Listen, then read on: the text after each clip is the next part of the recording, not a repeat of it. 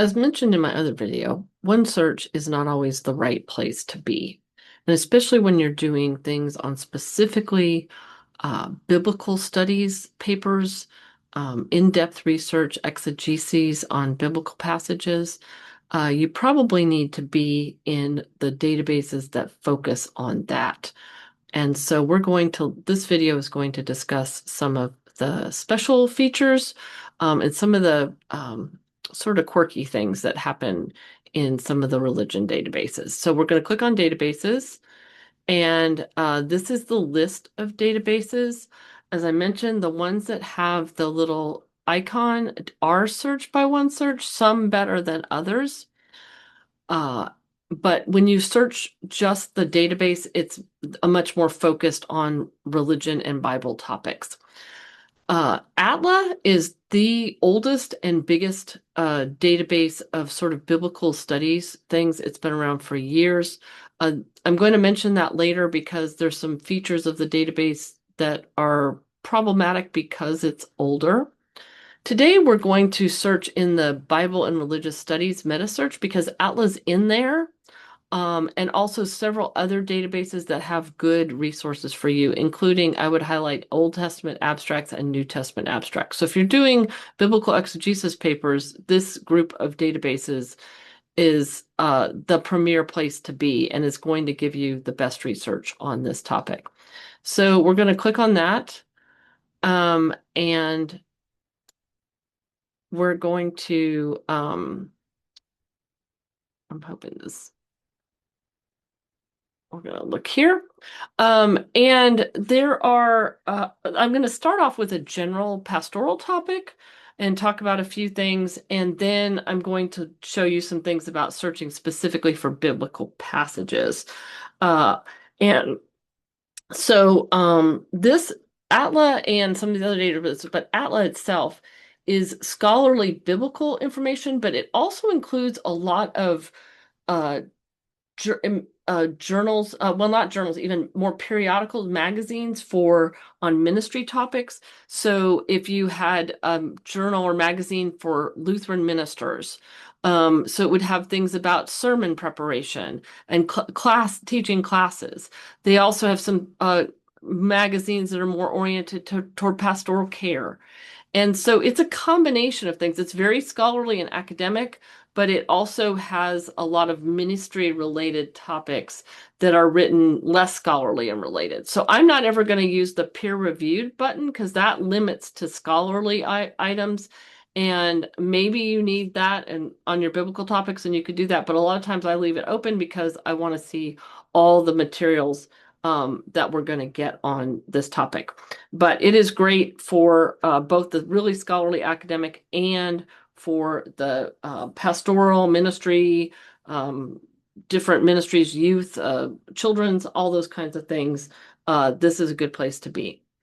Okay, so I'm going to start off with a pastoral ministry topic.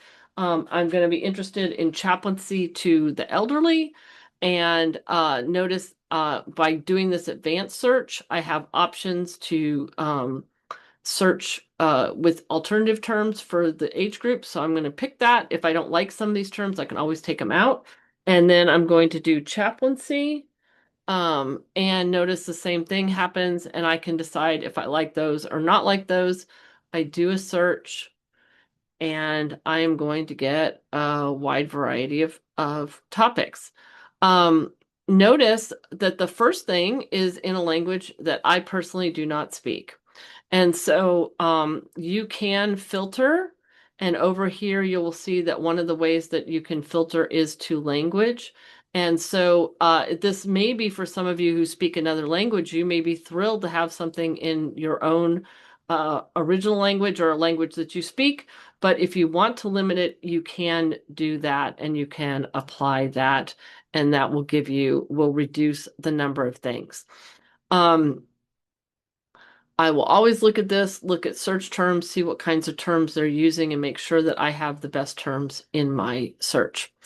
And in this, the choices, I will see that most have access now, which is great.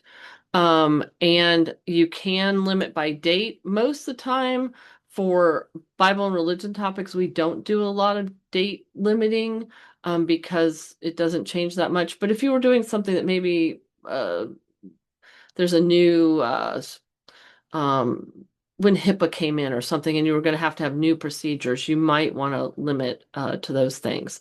I've already talked about that I'm not going to limit by peer review, but you can see that there are a variety of things.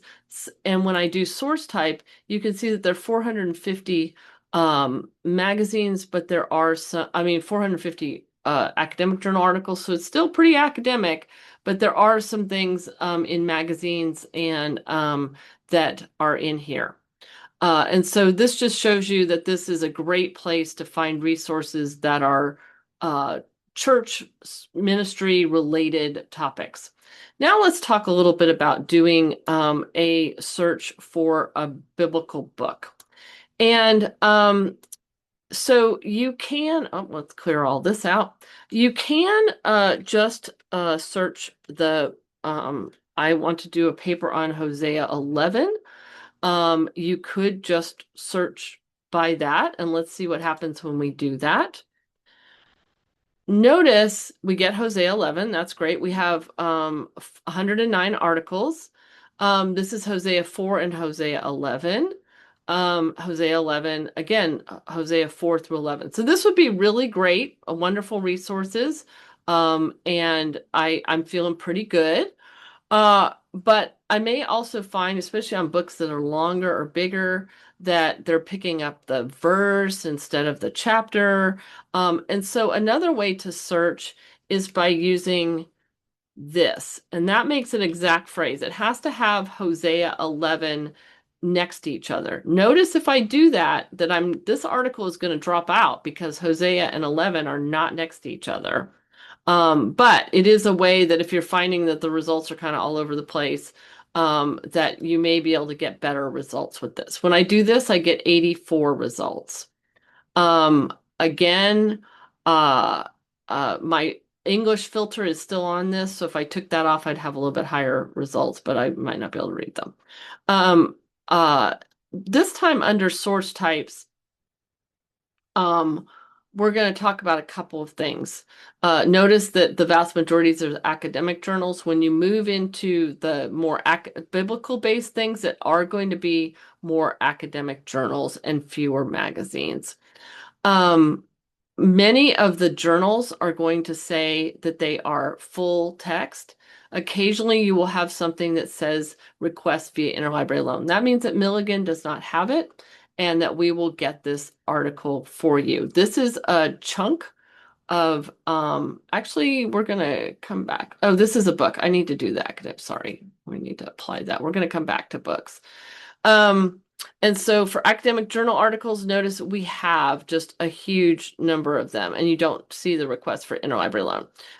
This one is a request for interlibrary loan. I just click on this. We will send you a scan. If it's an article, a chunk, and not a whole book, we will just get a scan of that. So these are really easy for us to get. They usually come, we say a week, but it's usually just like a couple of days. And we will find it for you. You don't need to do any of that. We're happy to get those things for you. Okay, let's talk a little bit about books now. So I'm going to cancel. I'm going to take this off and apply, and we're going to go look at books.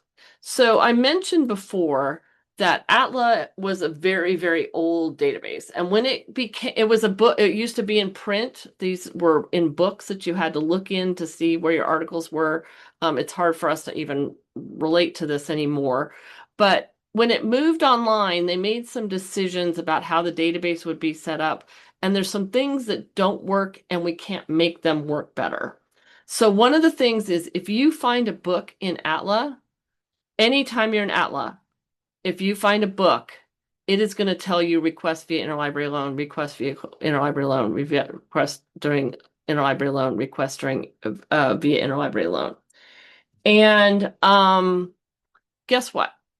These books, some of these books we do have in our library. Okay, we do have these books, and but there's no way for ATLA to talk to our book catalog. So it will always tell you you don't have it at your institution. And it doesn't have any way to talk to them, so it can't figure out if we have them or not. So what does that mean for you?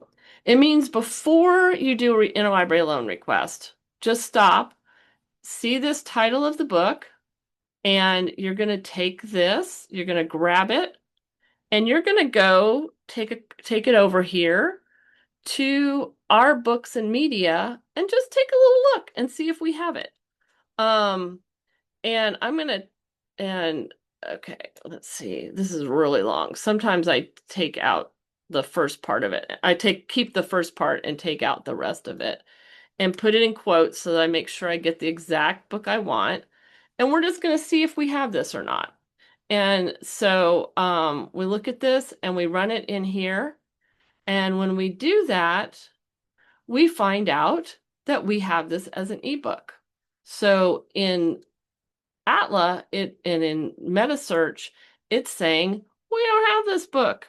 And then I pop it over here and it's an ebook. So you all who are distance students would have access to it immediately. You would not need to do interlibrary loan on this. All right. What do you do if you accidentally put in a request for an interlibrary loan for a book we already have? You will get an email from my friend Linda, one of my coworkers, and she will send you an email saying, hey, you don't need to do an interlibrary loan request because we already have this. But you'll just save some steps, you'll save some time if you just go over and check on that. So every one of these books says that it is an interlibrary loan, but it's in ATLA and MetaSearch, and it'll always tell you that, and you just need to go double check that we have it, if we have it or not. We don't have every book, but we have an awful lot of them that are in here. And so check that first. Save you a little time. You might get immediate access to something. If you interlibrary loan a book that we will mail you books. If it's a physical book that we have it, we will mail it to you. We do not interlibrary loan books for you all because we then have to get it from the other library. We have to mail it to you, and there are just too many steps. And oftentimes, by the time you need to get it, we can't get it to you fast enough. And so, if it's one of our books, we're happy to send it to you. You do have to pay for return postage. Again, you might be able to do reciprocal borrowing and find an ATLA affiliated library near you that you can check it out. But if you want some particular resource and you can't figure out how to get it, contact us and we will tell you your best option. We can do that, research it for you, and figure out if we can get it to you. Maybe we can just photocopy a chapter or something for you. Contact us, we'll figure it out, we'll make it work. So again, this is in libraries, in databases, religion and philosophy, and I'm in biblical and religious studies MetaSearch. This is the focus on databases that are Bible related and very ministry focused databases. And so if you're being overwhelmed in OneSearch and not getting what you want, this is where we recommend people go. OneSearch is great for a lot of church history, psychology topics. JSTOR is also great here. It's also best searched by itself. So again, you have tons of resources. We have lots of things that you can use. And if you're not getting to the resources you need, please contact us.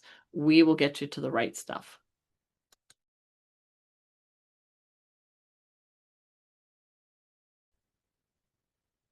There's one other issue that we need to talk about, and that is books of the Bible that are numbered. So First Kings, Second Kings, First and Second, Third John. There are different ways that people write these. Sometimes they use a number. Sometimes they use a letter I or a Roman numeral type thing. And so using exact search will not find those exact phrase will not find those items in quite the same way.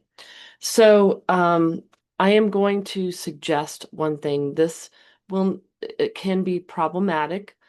If you are doing a project that has one of the numbered books and you don't think you're finding enough resources or the right resources, there are some other workarounds, but they're a little complicated to show here. And so I am not going to show them, but contact us at the library and we will walk you through it if that is a special case that you need. So what I would suggest doing is searching with just the book name and the chapter you want as an exact phrase. And this is going to give you obviously First Kings 2, chapter 2, and Second Kings chapter 2. But I think in a lot of ways it's faster to sort through those just as they come than it is to do some of the other workarounds. But again, if you have problems with this, are not thinking you're finding enough resources or the right resources, contact us and we will help you with it.